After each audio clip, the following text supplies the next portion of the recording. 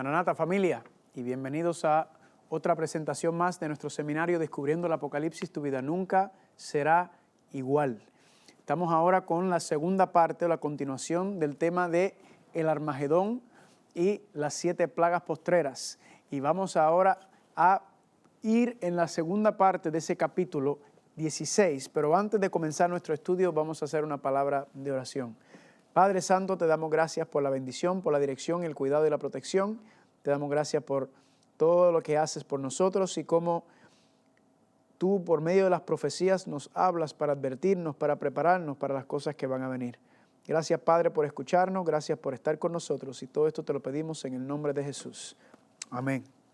Muy bien, familia, si recuerdan, estábamos en Apocalipsis capítulo 16 y estábamos analizando las 7 plagas, ¿verdad? Apocalipsis 16 del 1 al versículo 11 nos habla de las plagas que van cayendo y vimos que las 7 plagas van deshaciendo los 6 días de la creación, aunque en la descripción que aparece en Apocalipsis 16 no sigue el orden de la creación, el orden que aparece en Génesis capítulo 1, pero hicimos un estudio siguiendo esa misma línea sobre la creación.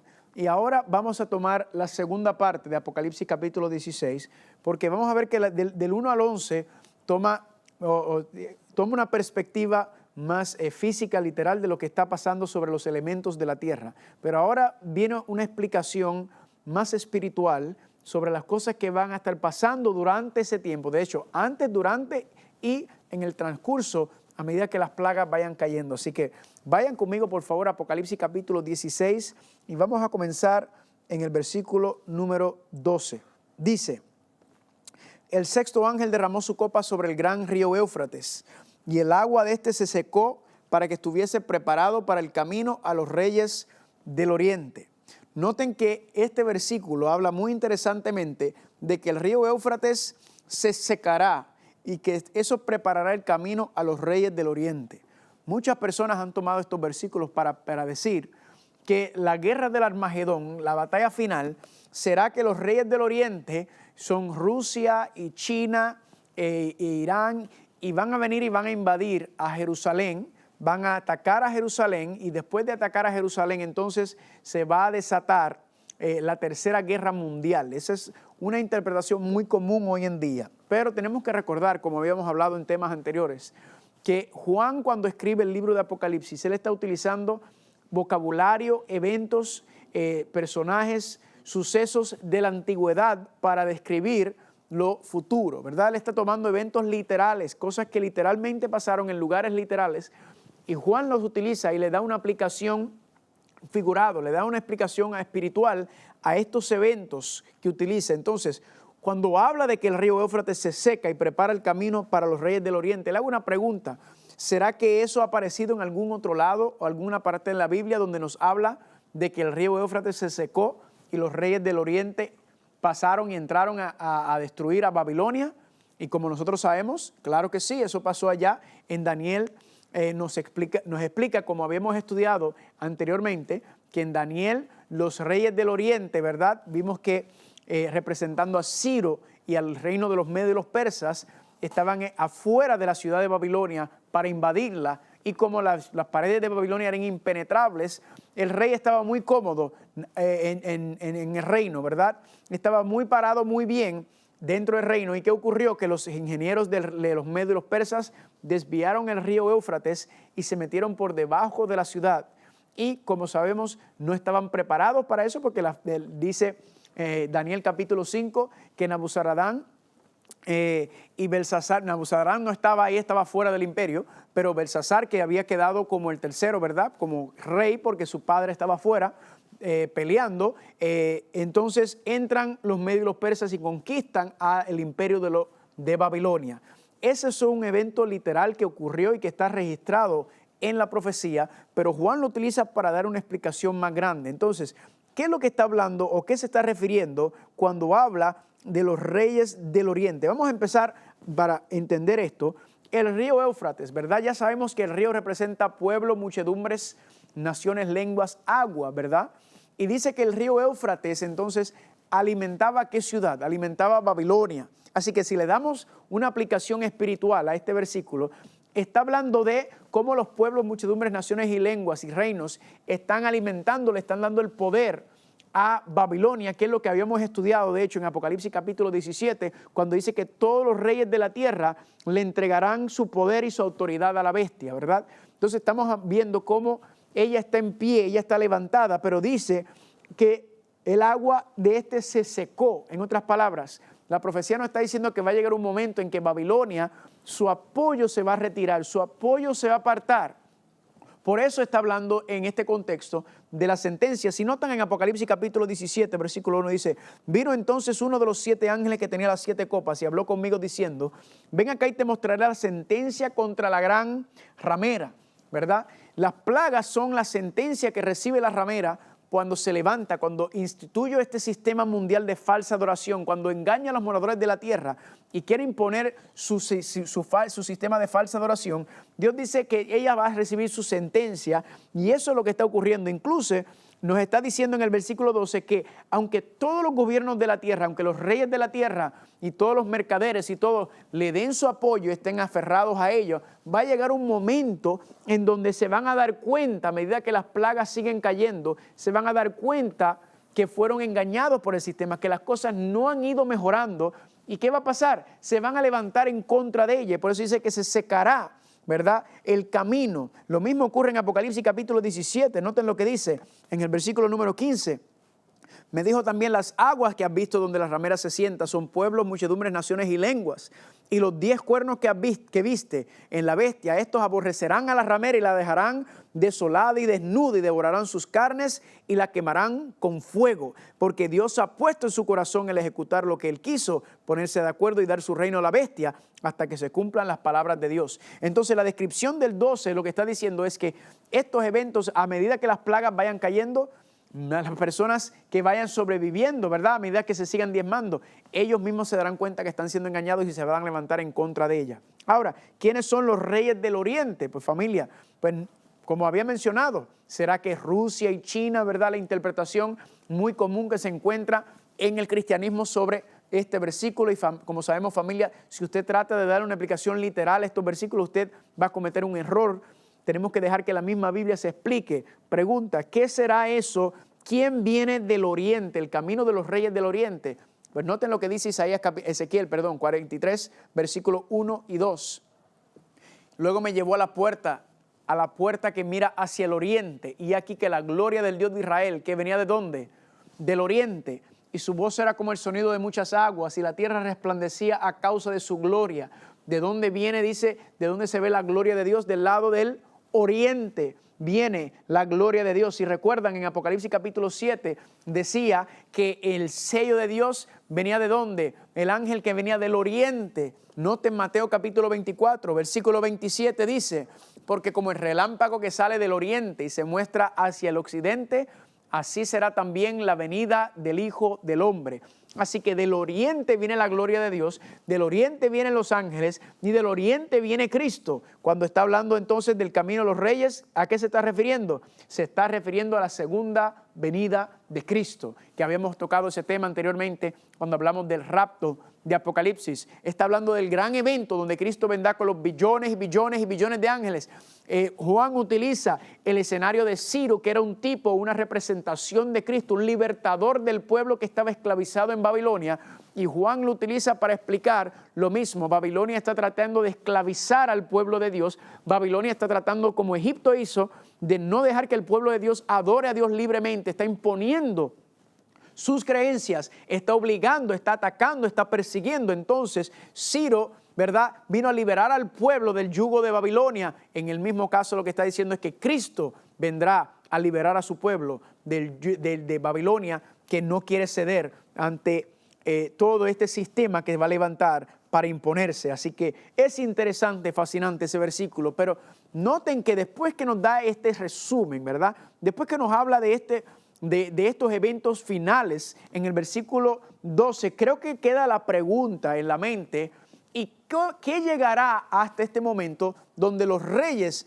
van a darle el poder? ¿Qué es lo que va a ocurrir para que se levante este sistema de Babilonia, ¿verdad?, este nuevo orden mundial, como muchos le llaman, donde los gobiernos y las iglesias se van a unir a formar este sistema siguiendo los pasos y las pisadas del papado y siguiendo sus doctrinas y enseñanzas y abominaciones. La pregunta creo que queda en el aire: ¿qué va a ocurrir antes que va a llegar al punto donde las naciones le hayan entregado el poder, donde le hayan dado su autoridad? Entiendo que desde el versículo 13 en adelante contesta esa pregunta: ¿cómo es que este engaño llega a ser tan grande y tan mundial? Noten lo que dice Apocalipsis capítulo 16, versículo 13. Dice: y vi salir de la boca del dragón y de la boca de la bestia y de la boca del falso profeta 3 espíritus inmundos a manera de rana, pues son espíritus de demonios que hacen señales y van a los reyes de la tierra en todo el mundo para reunirlos a la batalla de aquel gran día del Dios Todopoderoso. Vamos ahora a tomar un tiempo para desglosar y estudiar estos 2 versículos que son sumamente interesantes y sumamente sabrosos y nos ayudan a entender cómo es que el engaño se convierte en algo tan y tan grande que todos los reyes de la tierra, todos los mercaderes se le unan a este sistema. Es por medio de estos 2 versículos nos está dando la clave para entender qué es lo que va a pasar. Vamos a empezar con el versículo 13. Dice: y vi salir de la boca del dragón, 1, y de la boca de la bestia, 2, y de la boca del falso profeta, 3 espíritus inmundos a ¿cómo? 3 espíritus inmundos a manera de rana. Muy bien, antes de hablar de las ranas, noten que ahí está el dragón, está la bestia y está el falso profeta. El dragón, ¿verdad? El diablo, representación del dragón, el diablo, utilizando los poderes terrenales políticos.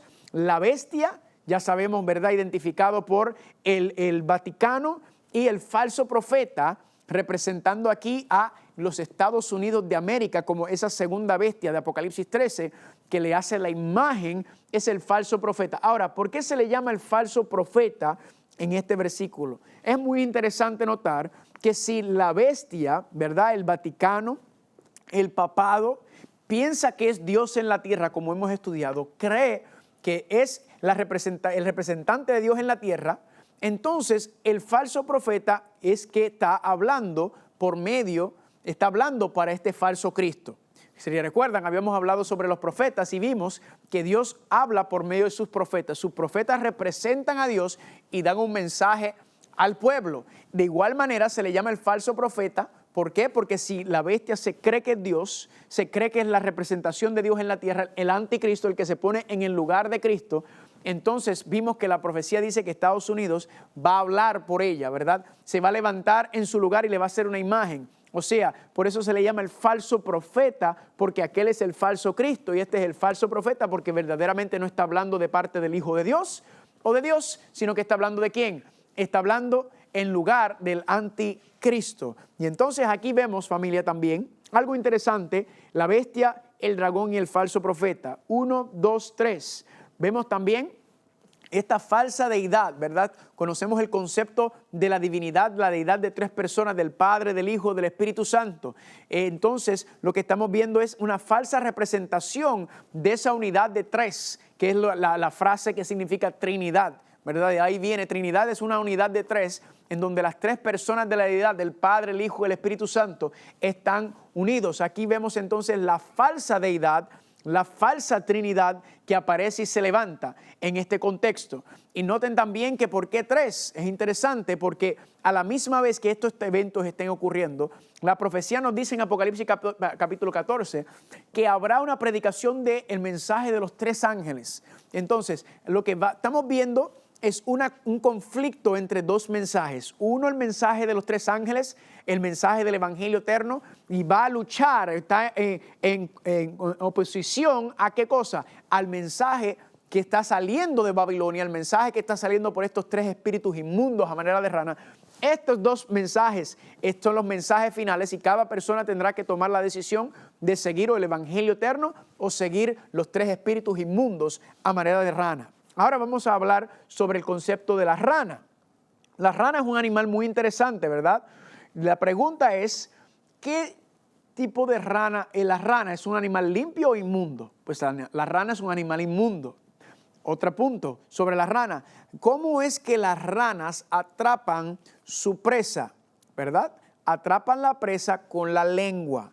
Noten que dice que los 3 espíritus inmundos salen de la boca de la bestia, de la boca del falso profeta y de la boca del dragón. O sea, algo está saliendo de la boca y ahí entonces hace referencia a las ranas y las ranas usan su lengua. Así que algo hay relacionado con la boca, con la lengua que está saliendo y está engañando. Note Romanos capítulo 3, versículo 13. Dice, sepulcro abierto es su garganta, con su lengua, ¿qué hace? Engañan. Veneno de áspides hay debajo de sus labios. Así que aquí está hablándonos sobre la boca, la garganta, la lengua, cómo engaña, ¿verdad? Cómo se utiliza la palabra para engañar. Ahora, vamos a seguir montando el esquema. Versículo 14. Pues son espíritus ¿de qué? Espíritus de demonios que hacen señales y van a los reyes de la tierra en todo el mundo para reunirlos a la batalla de aquel gran día del Dios Todopoderoso. Vamos a enfocarnos ahora en el versículo 14. ¿Qué dice? Que estos 3 espíritus inmundos a manera de rana son espíritus ¿de qué? Espíritus de demonios. Así que eso no nos debe sorprender. Estos espíritus son demonios que están saliendo por la tierra a dar un mensaje, ¿verdad? A dar algo que se cree que viene de Dios. Y dice que son ¿qué? Que hacen señales, ¿ok? Señales, prodigios, milagros, es la frase que se utiliza. Quiero leer con ustedes varios versículos paralelos y quiero que lo analicemos juntos, porque analizando estos versículos con el fundamento que estamos estableciendo, vamos a entender claramente qué es lo que Apocalipsis 16 nos está tratando de decir. Note lo que dice 1 de Timoteo capítulo 4, versículos 1 y 2. Pero el Espíritu dice expresamente que en los postreros tiempos, ¿verdad? Tiempo del fin, Apocalipsis, algunos apostatarán de la fe, escuchando ¿a qué? A espíritus engañadores y a doctrinas de demonios. Lo mismo que dice aquí, espíritus de demonios, doctrinas de demonios. Noten, las doctrinas salen, son habladas, que con hipocresía hablarán mentiras, teniendo cauterizada su conciencia. Noten, si ven el paralelismo entre ese versículo, 1 de Timoteo 4, 1, 2 y Apocalipsis capítulo 16, versículos 13 y 14. ¿Qué está hablando? De eso mismo, de los espíritus que están dando doctrinas falsas, mintiendo, engañando a la gente. Noten otro versículo paralelo, 2 de Tesalonicenses capítulo 2, del 8 al 12, también dice, y entonces será revelado aquel inicuo, cuya venida será según la operación de Satanás. ¿Con qué cosa? Con todo poder y señales y prodigios mentirosos. Nuevamente la manifestación de poderes, señales y milagros, prodigios, que es lo que está diciendo también. Y con todo engaño de iniquidad de los que perecen por cuanto no recibieron el amor de la verdad para ser salvos. Entonces, noten que está repitiendo el mismo concepto, mirándolo desde una perspectiva un poco diferente, donde ahora está hablando de este inicuo que se levantará y que va a ser poderes, señales, prodigios. Y por medio de estos poderes, señales y prodigios, engaña a las personas, y ese engaño es el que lleva a todos a reunirse para batallar o pelear en contra del pueblo de Dios. Miren este otro versículo paralelo y noten cómo todo está hablando del mismo concepto. Apocalipsis capítulo 19, versículo 20 dice, y la bestia fue apresada, y con ella el falso profeta, que había hecho delante de ella, ¿qué cosa? Las señales con las cuales se había engañado a los que recibieron la marca de la bestia y habían adorado a su imagen. Noten que nos está diciendo aquí que la bestia fue apresada y con ella el falso profeta. ¿Y qué hizo el falso profeta? El falso profeta había hecho delante de ella, o sea, delante de la bestia, las señales con las cuales había engañado a los que recibieron la marca de la bestia. Todo está explicado de la misma manera. Y ahora quiero darle este último versículo, que este versículo verdaderamente recoge y agarra todos estos 3 versículos anteriores. Noten aquí otro versículo paralelo. Apocalipsis capítulo 13, versículos 13 y 14 dice, también hace grandes señales. Noten nuevamente las señales, prodigios, milagros, de tal manera que hace descender fuego del cielo a la tierra. Esta parte es nueva y vamos a ver por qué. Fuego del cielo a la tierra, delante de los hombres, y engaña a los moradores de la tierra. Aquí está el engaño nuevamente. ¿Por medio de qué? Por medio de esas señales, ¿verdad? De esas grandes señales. Engaña a los moradores de la tierra con esas señales que se le ha permitido hacer en presencia de la bestia. Noten, familia, que todo esto entonces está recogiendo el mismo concepto. Estos demonios, estos espíritus engañadores que salen a manera de rana, están saliendo a engañar al mundo. ¿Para qué? Para que se unan al sistema de la bestia, para que se le unan por medio de estas señales y engaños. La gente cree que verdaderamente estas son manifestaciones de Dios, estos milagros, señales y prodigios, y la gente se une a ella siendo engañados, no poniéndose, aferrándose a la palabra, sino siguiendo lo que están viendo, lo que están sintiendo, lo que se está manifestando.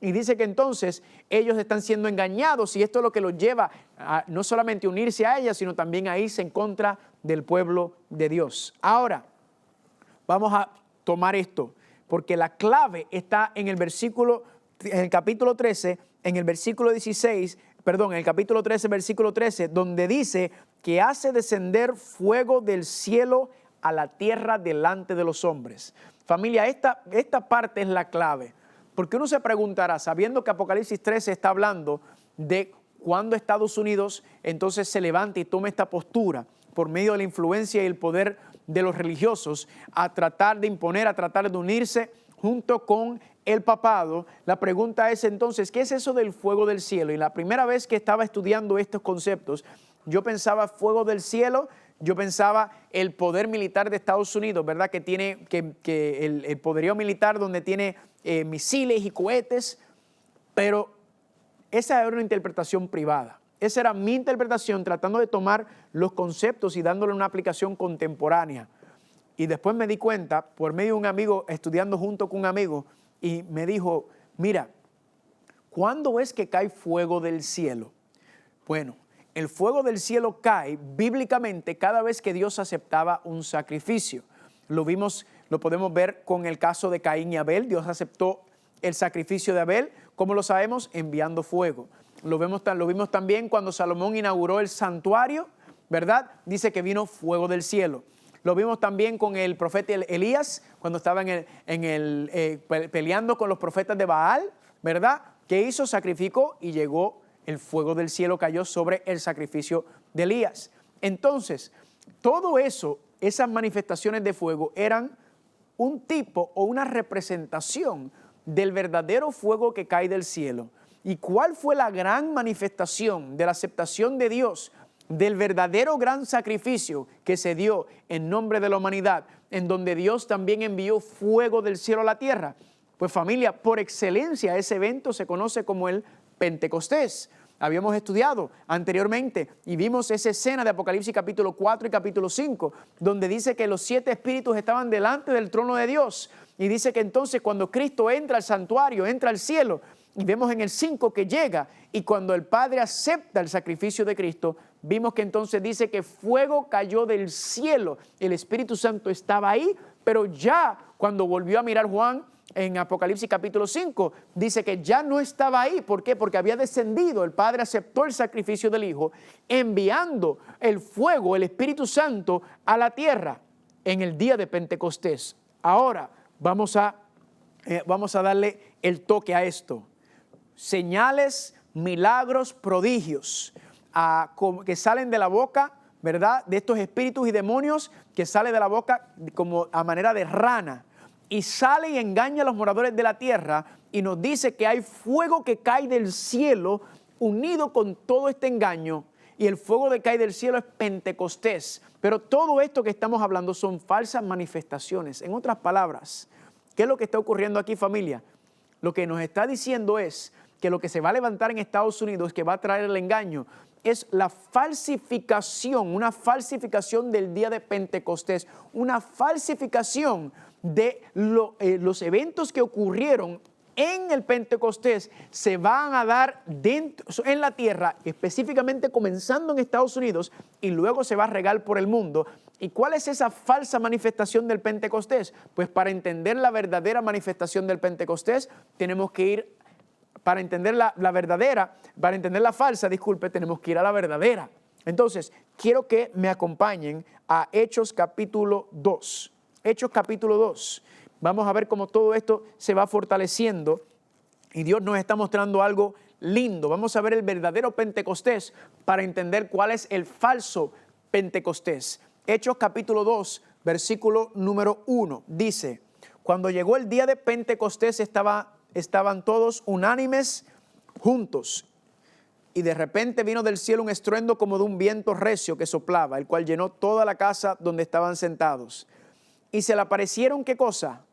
Lenguas repartidas como de fuego, asentándose sobre cada uno de ellos. Y fueron todos llenos del Espíritu Santo y comenzaron a hablar en otras lenguas según el Espíritu les daba que hablase. Noten que nos dice aquí que qué ocurrió en el Pentecostés. Se derramó el Espíritu Santo y cómo se manifestó el derramamiento del Espíritu Santo, el fuego que cayó del cielo. Dice que los discípulos empezaron a hablar ¿en qué? En lenguas o en idiomas. En otras palabras, si regresamos al escenario, al panorama que nos está pintando el libro de Apocalipsis sobre el engaño final, la falsificación del Pentecostés, entonces, familia, está claro, la rana ataca con su lengua, ¿verdad? Una falsificación por medio de espíritus de demonios que se está dando, parecido al Pentecostés. ¿Qué estamos viendo, familia? Estamos viendo la falsificación del Pentecostés por medio de el falso don de lenguas. Es una falsificación del verdadero don de lenguas que se dio en Hechos, se va a ver en el final, y estas manifestaciones unidas con esta falsificación, los milagros, señales y prodigios, es lo que va a unir a todos los cristianos a unirse junto al sistema de Babilonia. Ahora, vamos a hablar un momento sobre el don de lenguas. Y no quiero, por favor, que me malentiendan o malinterpreten sobre las personas que creen verdaderamente que la manifestación de lenguas que se está dando dentro de los movimientos carismáticos. No estoy hablando del don de lenguas no estoy hablando de las personas que practican el don de lenguas, sino estoy hablando de la manifestación. Las personas, yo entiendo y creo, según mi experiencia, son gente muy sincera, gente que quieren servir al Señor y quieren hacer las cosas bien, que no están conscientes de que esta manifestación que se está dando dentro del cristianismo es una falsificación, es un engaño, es una mentira, no es una representación del Espíritu Santo, sino de otro espíritu. Ahora, que no sea yo el que hable, vamos a dejar que la Biblia nos enseñe cuál es el verdadero don de lengua. Sigamos leyendo en Hechos capítulo 2, versículo 5. Vamos a dejar que la Biblia nos explique qué es el verdadero don de lenguas.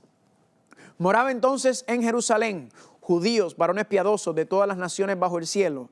Y hecho este estruendo, se juntó la multitud porque estaban confusos, porque cada uno les oía hablar en su propia lengua. Dice que cuando los discípulos entonces, después de haber recibido el Espíritu Santo, el bautismo del Espíritu Santo, si recuerdan habíamos hablado sobre el bautismo del Espíritu Santo, es la culminación de la obra de santificación cuando el ser humano se ha sometido completamente, cuando se ha entregado el yo, cuando está listo para morir por su Señor. Entonces el ser humano está preparado para recibir todo el poder del Espíritu Santo, y dice que ellos llenos del Espíritu Santo salieron a hablar ¿en qué?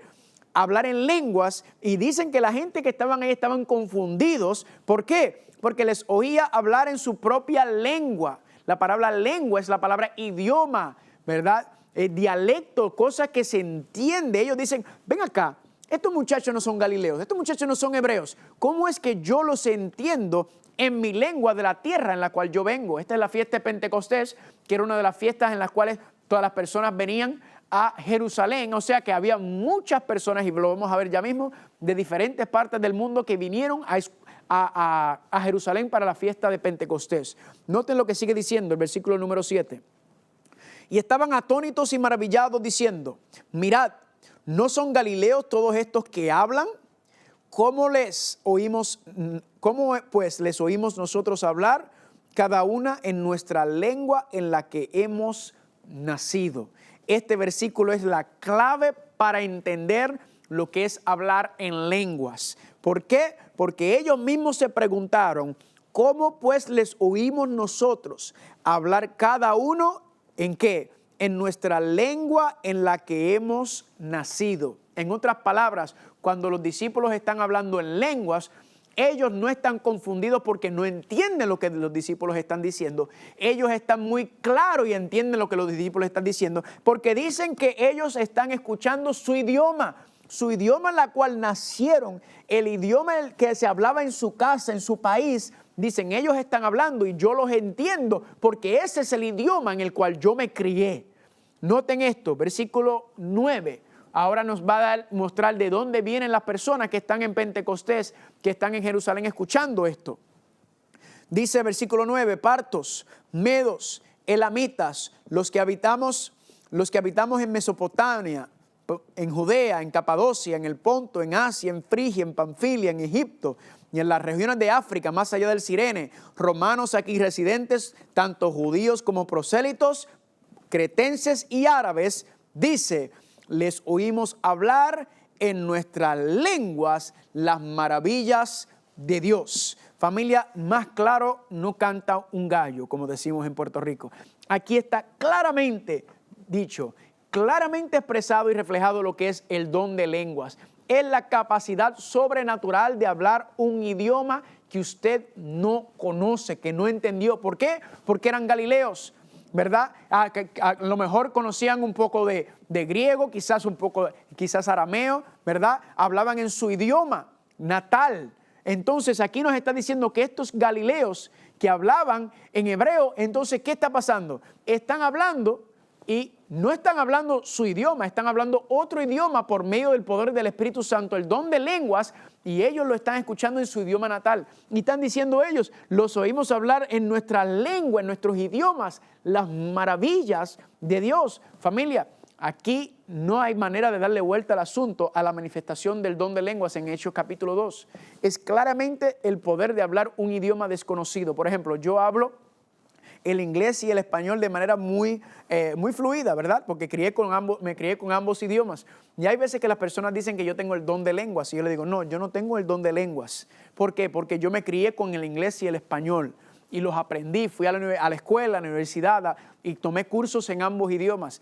Ahora, si yo empezara a hablar de momento ruso, que yo no he estudiado, no he ido a estudiar y no conozco ruso, si yo empezara a hablar ruso, entonces usted podría decir que tengo el don de lenguas. ¿Por qué? Porque es el poder sobrenatural de hablar un idioma desconocido para mí, que yo no aprendí, y yo obtener esa capacidad de compartir el evangelio. Quiero hablar un punto sobre ¿cuándo fue que comenzó este asunto de las lenguas? ¿Dónde fue que comenzó el asunto de las lenguas y los lenguajes? Pues familia, esto es muy sencillo. Esto comenzó en la Torre de Babel. Si usted recuerda la Torre de Babel, en Génesis capítulo 11, dice que los hombres se estaban unificando a la maldad nuevamente, ¿verdad? Después del diluvio, los hombres estaban levantando la Torre de Babel con el propósito de varias razones, pero una era porque pensaban que si venía un diluvio otra vez, que entonces si hacían una torre alta, el diluvio no se los iba a llevar, aunque la promesa de Dios era que no lo iba a hacer nuevamente. Pero otra razón era que decía que querían llegar al cielo. Es una representación, es un símbolo de que el ser humano quiere ser como Dios, ¿verdad? Quiere levantar su propio imperio, su propio reino y llegar al cielo. Pero en la Torre de Babel dice, Génesis 11, que cuando Dios descendió, ¿qué ocurrió? Dios descendió y Dios vio lo que estaban haciendo. ¿Y qué hizo? Génesis capítulo 11, noten lo que dice, versículo 6. He aquí que el pueblo es uno y todos estos tienen un solo lenguaje y han comenzado la obra. Y nada les hará desistir ahora de lo que han pensado hacer. Versículo 7, Génesis 11. Ahora pues descendamos y confundamos allí su lengua para que ninguno entienda el habla de su compañero. Así los esparció el Señor desde ahí sobre la faz de toda la tierra y dejaron de edificar la ciudad. Por eso fue llamado el nombre de ella Babel, porque allí confundió el Señor el lenguaje de toda la tierra y desde ahí los esparció sobre la faz de toda la tierra. Aquí comienza el problema con las lenguas o con los idiomas, en que Dios, para evitar que el mal se consolidara y tuviera amenazado el linaje por el cual iba a venir Cristo, entonces Dios envía, ¿qué cosa? Confusión, confundió la lengua, los idiomas, y empezaron a hablar diferentes idiomas, y como nadie podía entenderse, no podían trabajar juntos, no podían comunicarse, todo el mundo se esparció y se salieron. Pregunta, ¿el plan de Dios funcionó? Sí, claro que funcionó, ¿verdad? Porque no se consolidó el mal y se regó.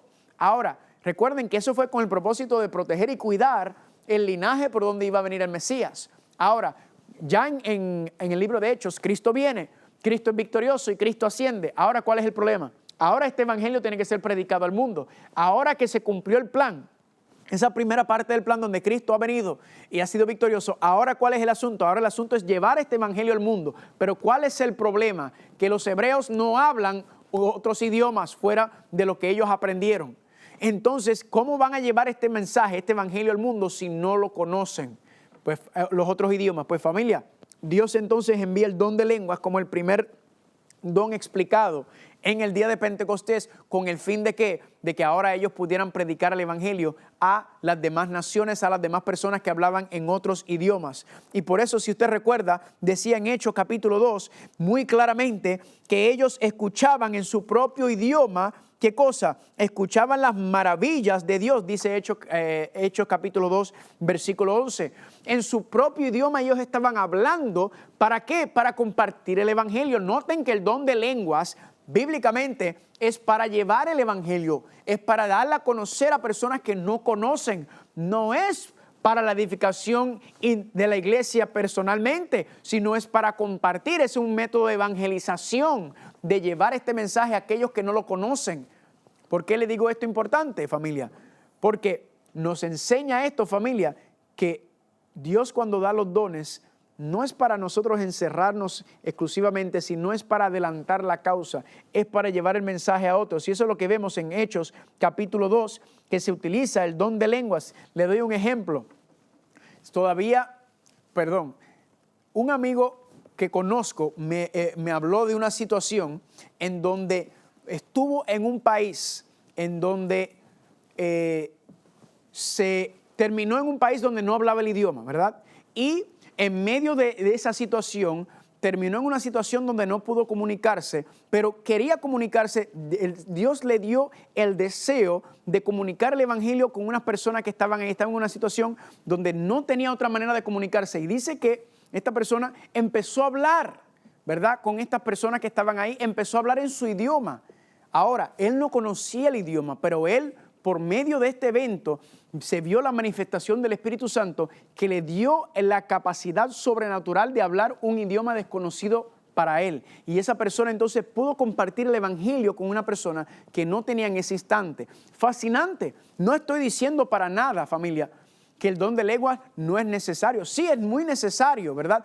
Pero no tan necesario hoy en día como lo era en estos tiempos. ¿Por qué razón? Sencillo, porque el evangelio ha sido traducido, la Biblia ha sido traducido a casi todos los idiomas y todos los dialectos que aparecen en el mundo. O sea, cuando comenzó el origen de la iglesia, el primer don que Dios le da es el don de hablar en lenguas. ¿Con qué propósito? Para compartir el evangelio, para iniciar la predicación del mundo, de la predicación del evangelio a todo el mundo. ¿Funcionó o no funcionó? Funcionó clara y contundentemente, porque usted y yo estamos aquí y el evangelio está en todas partes del mundo y todavía hay lugares donde se sigue esparciendo el evangelio. Ahora, ¿es necesario hoy en día como era antes? No, no es tan necesario, pero todavía se puede utilizar en ciertos contextos como el ejemplo que le acabo de dar.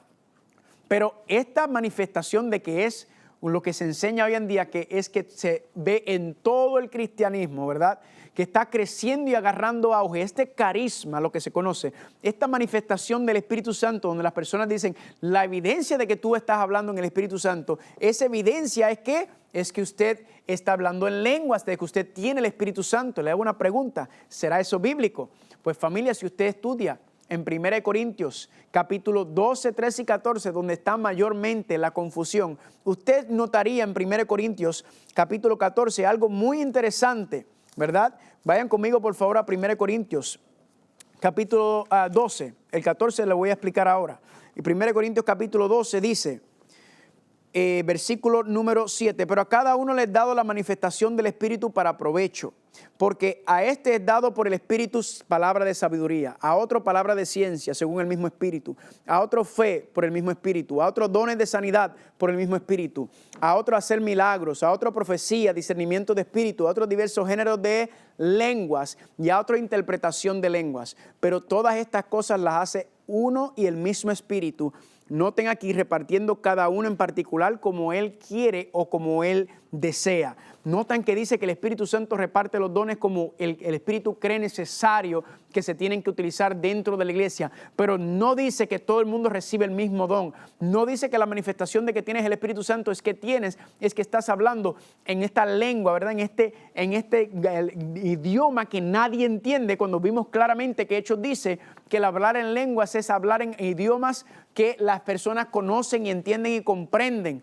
No es hablar en algo raro. Y aquí dice que el Espíritu reparte cada uno. Algunos reciben unos dones, otros reciben dos, otros dones, algunos reciben más que otros, pero el Espíritu las reparte. Y noten lo que dice, bien claro, en 1 Corintios capítulo 12, y a unos puso Dios en la iglesia, primeramente apóstoles, luego profetas, los terceros maestros, luego los que hacen milagros, después los que sanan, los que ayudan, los que administran, los que tienen don de lenguas.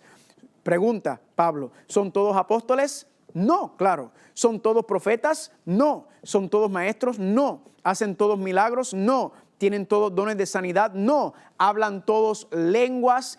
No. ¿Interpretan todos? No. Procurad pues los mejores dones, mas yo muestro un camino aún más excelente. Noten que Pablo está hablando y diciendo que estos dones se reparten y no todo el mundo tiene los mismos. Dice, ¿todos hablan en lenguas? No. O sea, todos tienen la habilidad sobrenatural de hablar un idioma. No, se le da el Espíritu Santo de acuerdo como necesita. Todos interpretan lenguas. O sea, también el poder sobrenatural de escuchar un idioma que usted no conoce. ¿Y de qué? Y de entender lo que está diciendo y de compartir lo que está diciendo otra persona.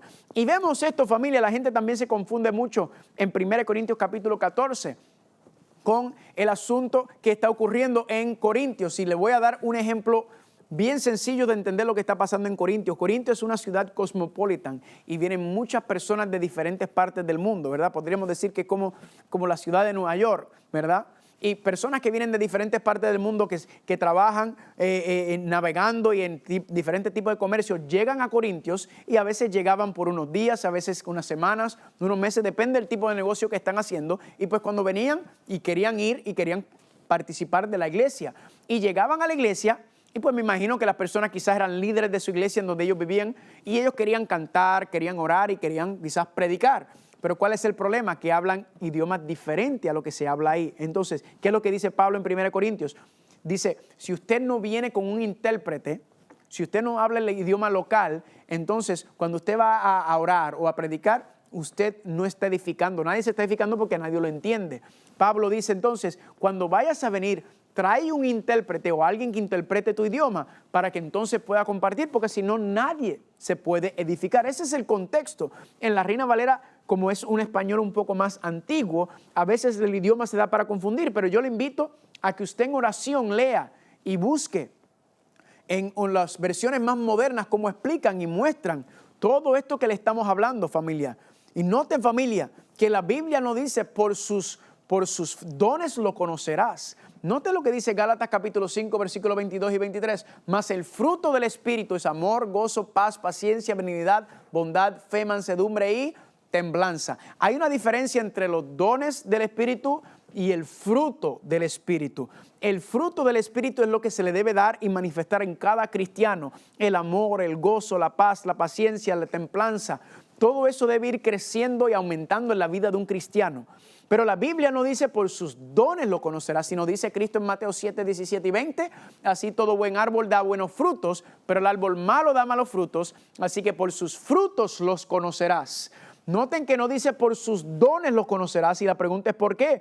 Porque los dones, familia, se pueden falsificar. Por eso decía que en Apocalipsis y en los versículos que leímos que estaban manifestándose estas falsas señales, prodigios, milagros entre esta falsa manifestación. Lo que nos está diciendo es, tenga cuidado con esta falsa manifestación, tenga cuidado con aquello que se está dando. ¿Por qué?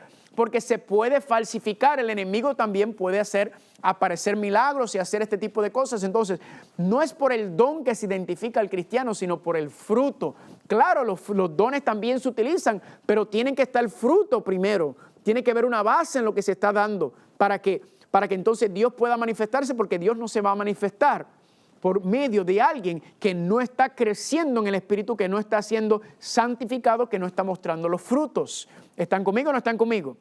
Ahora, cuando hablamos de este asunto de los espíritus, ¿verdad? Mucha gente piensa que el que no habla en lenguas, entonces no tiene el Espíritu Santo. Y muchas personas incluso que conozco que dicen que han cometido el pecado imperdonable porque se rieron o se burlaron del don de lenguas y por eso ya ellos no pueden ser perdonados. Y a mí eso me causa mucha tristeza, especialmente a personas muy cercanas a mí. Y yo decía que ¿cómo? Que usted cree que porque usted de alguna manera se rió o no creyó en el don de lenguas que usted ha cometido el pecado imperdonable. No, familia, el pecado imperdonable, familia, es el pecado que usted no le lleva a Dios. Génesis 6:5 dijo el Señor, no contenderá mi espíritu con el hombre para siempre. En otras palabras, lo que está diciendo es que el ser humano, es que el Espíritu Santo está tratando de llevar al ser humano al arrepentimiento, pero el ser humano cuando no se arrepiente, cuando el ser humano no quiere llevar sus pecados, entonces el pecado no es perdonado, no porque Dios no puede perdonar pecados o porque no quiere, sino porque usted no se lo lleva. El pecado imperdonable es el pecado que usted no confiesa, que usted no le lleva al Señor por no escuchar al Espíritu Santo. Y eso fue lo que le pasó a Saúl en 1 Samuel capítulo 16, versículo 14, cuando dice que el Espíritu del Señor se apartó de Saúl. ¿Por qué se apartó el Espíritu? No porque Dios no quiso trabajar y ayudar a Saúl, sino que Saúl endureció su corazón y no quiso escuchar al Espíritu Santo. Y ese es el pecado imperdonable, porque no llevó sus pecados ante Dios para que se los perdonara. Entonces, cuando hablamos de estas manifestaciones del Espíritu, ya habíamos leído en 1 de Juan 4:1, amados, no creáis en todo espíritu, sino probad los espíritus si son de Dios, porque muchos falsos profetas han salido por el mundo. Repito, y quiero hacerlo de una manera respetuosa, el Espíritu de Dios no se manifiesta de esta manera con este falso carisma que estamos viendo, que no está en la Biblia, sino que la Biblia dice que son los frutos del Espíritu y los dones, y entre esos dones está el don de lenguas, pero no es hablar un idioma desconocido, sino es un idioma conocido. Entonces, si no es el Espíritu de Dios, ¿qué espíritu es, familia? Bueno, la Biblia nos enseña a probar los espíritus y por eso dice en Isaías 8:20 que leímos anteriormente, a la ley y al testimonio, si no dijere conforme a esto, es porque no les ha amanecido. Lo que estamos viendo, familia, entonces es que si no dijere conforme a la ley y los profetas, a la ley y el testimonio. Es interesante notar que este movimiento carismático que se está levantando y está agarrando fuerza entre todo el cristianismo, enseñan que la santa ley de Dios está puesta a un lado, enseña que la santa ley de Dios ha sido abolida, enseña que la santa ley de Dios ya no es necesario para los cristianos vivir de acuerdo, sino que estamos bajo la gracia, no bajo la ley. Ya habíamos hablado sobre ese tema anteriormente. Pero noten Jesucristo como dijo en Mateo capítulo 7, versículo 21 al 23, muchos me dirán en aquel día, Señor, Señor, o sea, los que enfatizan que son cristianos, no profetizamos en tu nombre echamos fuera demonios, en tu nombre hicimos muchos milagros, y entonces les declararé, nunca os conocí, apartaos de mí, hacedores de maldad. Familia, Cristo dice hacedores de maldad. Ahí habíamos hablado la palabra anomia, maldad es violar la ley, transgresor de la ley, esa es la maldad, el pecado. Entonces Cristo dice, tú dices que echas fuera demonios, tú dices que haces milagros, tú dices que haces todo tipo de sanación y todo tipo de profetizar, pero sin embargo algo tan básico como la santa ley de Dios tú la has puesto a un lado, tú la has olvidado. ¿Cómo es que mi espíritu se puede manifestar por medio de ti cuando algo tan básico como los 10 mandamientos, cuando algo tan básico como identificar la ley de Dios, el que identifica y separa la santidad del pecado, cómo es que me puedo manifestar contigo si algo tan básico no estás haciendo? ¿Qué es lo que estamos viendo, familia? Nos está diciendo Apocalipsis que este movimiento carismático, este movimiento de falso don de lenguas, donde se está levantando todos estos prodigios y milagros, esto es lo que está uniendo a todo el cristianismo y, como habíamos hablado anteriormente, es lo que va a llevar a unir a todas las iglesias en este movimiento ecuménico para luego entonces dar el paso al frente, para entonces ir a donde los gobiernos del mundo, para entonces levantar este sistema de falsa adoración juntos. Ahora, ¿cuáles son las dos pegas que unen a todos los cristianos, familia? Pues uno, ya habíamos hablado, es el domingo, ¿verdad? El domingo como el día del Señor. Eso es una de las cosas que une. Pero ahora estamos viendo otra segunda pega, que es esta manifestación de este falso espiritismo que se está levantando y donde el don de lenguas es una de las características que identifican esta falsificación, este sistema que se está levantando. Y si notan, familia, se está uniendo a manera rampante. Alguna gente, cuando me escuchan hablar de estas cosas, me dicen, ay, por favor, eso que usted está hablando no tiene sentido, que el movimiento carismático está uniendo a todos los cristianos. Pues familia, para que yo no digan que yo se lo dije, les voy a mostrar lo que dice desde el Vaticano. Salió en sus noticias, esta noticia que vamos a leer es de Roma, Italia, el 30 de mayo del 2017, hace unos años atrás. Noten lo que dice. Unos 30,000 seguidores de la Renovación Carismática Católica estarán en Roma esta semana para celebrar el 50 aniversario del movimiento con reuniones y misas, culminando en una vigilia de oración conducida por el Papa Francisco, dirigida por el Papa Francisco en el Circo Máximo. ¿Qué es lo que están haciendo? Hay una renovación carismática que está ocurriendo en Roma. Note lo que sigue diciendo la noticia. ¿En la vigilia de qué cosa? En la vigilia del Pentecostés. Recuerden, ¿qué es lo que está diciendo Apocalipsis? Que hay una falsa manifestación del Pentecostés. El Papa se dirigirá a los participantes durante una vigilia de oración ecuménica, ¿verdad? Noten como Pentecostés ecuménico. El martes los organizadores le dijeron a los periodistas que esperaran que los participantes provengan de unos 200 países de todo el mundo. Y de estos, alrededor de 300, escucha bien, son líderes evangélicos y pentecostales. Si recuerdan, habíamos dicho, son los que faltan oficialmente para firmar los acuerdos iniciales del movimiento ecuménico, los pentecostales evangélicos carismáticos. Sigue diciendo. Hablando el 1 de junio del 2014, el Papa expresó la esperanza de que tanto los grupos carismáticos evangélicos y católicos compartan la misma oficina como una señal de ¿qué? Como una señal del ecumenismo, familia. ¿Qué está diciendo aquí? Que el mismo Papa está diciendo y los mismos líderes carismáticos estamos viendo, familia, también evangélicos pentecostales. Esto es lo que está uniendo el movimiento ecuménico. El carisma es lo que le está dando el sello final y este movimiento de carisma, este falso espiritismo se está manifestando, familia, en todas las denominaciones cristianas. Se está dando este asunto. Noten también esta cita del libro Evangélicos y Católicos juntos en una misión común. Dice la página 97, en términos más generales, la propagación del movimiento carismático a través de canciones, oraciones y estilos de adoración van más allá de los círculos carismáticos oficiales y han hecho una gran contribución para reducir las barreras entre los católicos y los evangélicos. ¿Qué están diciendo?